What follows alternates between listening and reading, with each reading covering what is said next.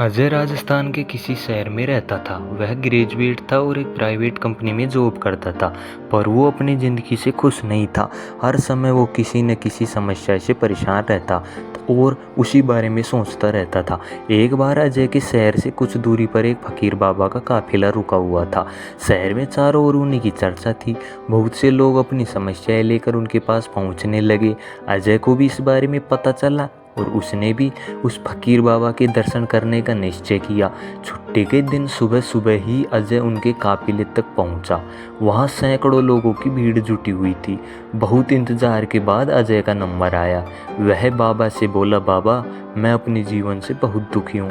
हर समय समस्याएं मुझे घेरी रहती हैं। कभी ऑफिस की टेंशन रहती है, तो कभी अनबन हो जाती है घर पर, और कभी अपनी सेहत को लेकर परेशान रहता हूँ। बाबा कोई ऐसा उपाय बताइए कि मेरे जीवन से सभी समस्याएं खत्म हो जाए और मैं चैन से जी सकूं। बाबा मुस्कुराए और बोले, पुत्र आज बहुत देर हो गई है। मैं तुम्हारे प्रश्न का उत्तर कल सुबह दूंगा, लेकिन क्या तुम मेरा एक छोटा सा काम करोगे? जरूर करूँगा। अर्जुन ने उत्साह के साथ बोला, देखो बेटा, हमारे काफिले में 100 ऊँट हैं और इनकी देखभाल करने वाला आज बीमार पड़ गया है। मैं चाहता हूँ आज रात तुम इनका ख्याल रखो। जब 100 के 100 ऊँट बैठ जाए तो तुम भी सो जाना। ऐसा कहते हुए बाबा अपने तंबू में चले गए। अगली सुबह बाबा अजय से मिले और पूछा, कहो बेटा नींद अच्छी आई? कहाँ बाबा, मैं तो एक पल भी नहीं सो पाया। मैंने बहुत कोशिश की पर सभी ऊँटों को नहीं बैठा पाया। कोई न कोई ऊँट खड़ा हो ही जाता। अजय दुखी होते हुए बोला, मैं जानता था यही होगा। आज तक कभी ऐसा नहीं हुआ कि ये सारे ऊँट एक साथ बैठ जाए। बाबा बोले। अजय नाराजगी के स्वर्ग में बोला, तो फिर आपने मुझे ऐसा करने को क्यों कहा? बाबा बोले, बेटा कल रात तुमने क्या अनुभव किया? यही ना कि चाहे कितनी भी कोशिश कर लो, सारे ऊँट एक साथ नहीं बैठ सकते। तुम एक को बैठाओगे तो कहीं और दूसरा खड़ा हो जाएगा।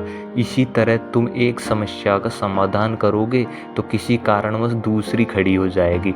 पुत्र जब तक जीवन है ये समस्याएं तो बनी ही रहेंगी, कभी कम तो कभी ज़्यादा। तो हमें क्या करना चाहिए? अजय ने जिज्ञासापूर्वक पूछा। इन समस्याओं के बावजूद जीवन का आनंद लेना सीखो। कल रात क्या हुआ? कई ऊँट रात होते होते खुद ही बैठ गए। कई तुमने अपने प्रयास से बैठा दिए, पर बहुत से ऊँट तुम्हारे प्रयास के बाद भी नहीं बैठे, और जब बाद में तुमने देखा तो पाया कि तुम्हारे जाने के बाद उनमें से खुद ही बैठ गए। कुछ समझे समस्याएं भी ऐसी ही होती हैं। कुछ तो अपने आप ही खत्म हो जाती हैं, कुछ को तुम अपने प्रयास से हल कर लेते हो, और कुछ तुम्हारे कोशिश करने पर भी हल नहीं होती। ऐसी समस्याओं को समय पर छोड़ दो, उचित समय पर वे खुद ही खत्म हो जाती हैं। जैसा कि मैंने पहले कहा, जीवन है, कुछ समस्याएं तो रहेंगी, पर इसका ये मतलब नहीं कि दिन रात उन्हीं के बारे में सोचते रहो। ऐसा होता तो ऊँटों की देखभाल करने वाला कभी सो नहीं पाता। समस्याओं को एक तरफ रखो और जीवन का आनंद लो। चैन की नींद सो, जब उनका समय आएगा वे खुद ही हल हो जाएंगी। पुत्र ईश्वर के दिए हुए आशीर्वाद के लिए उसे धन्यवाद करना सीखो। पीड़ाएं खुद ब खुद कमी हो जाएंगी। वह लड़का खुश होकर अपने घर लौट गया और वह प्रसन्न रहने लगा।